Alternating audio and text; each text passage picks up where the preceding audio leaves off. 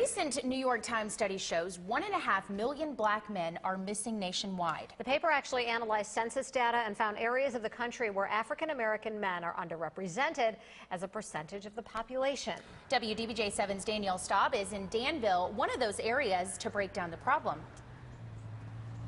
Jean and Melissa, Southern Virginia seems to have some of the biggest gaps in the male population. So I sat down with people in this community and I asked, is it true? Are you experiencing this yourself, and do you see this on a daily basis? I spent a good deal of time being upset about the fact that he was leaving, and he told me, he said, you know, that my mom was making him go. When Renita Towns was 8 years old, her father told her he was leaving.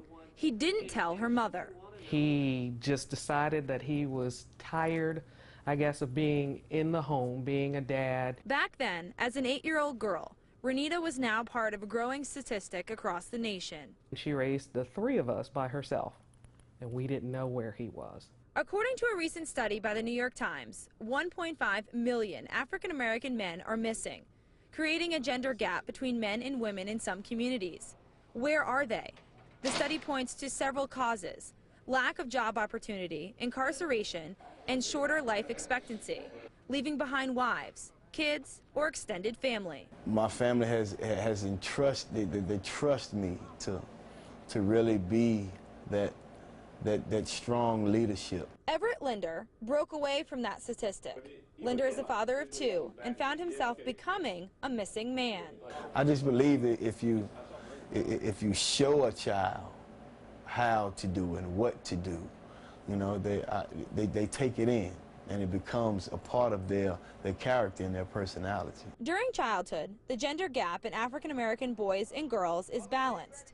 But when you look at the 25 to 54-year-old age group in some communities like Southern Virginia, the gap becomes more pronounced. When you're growing up, if there was something missing there, there's going to be something missing in the future as you grow up. Reverend William Keene, president of Danville's chapter of the Southern Christian Leadership Conference, says on top of a broken family, the gap fuels stereotypes faced by black men every day. And that stereotype is so deep in the fabric of society.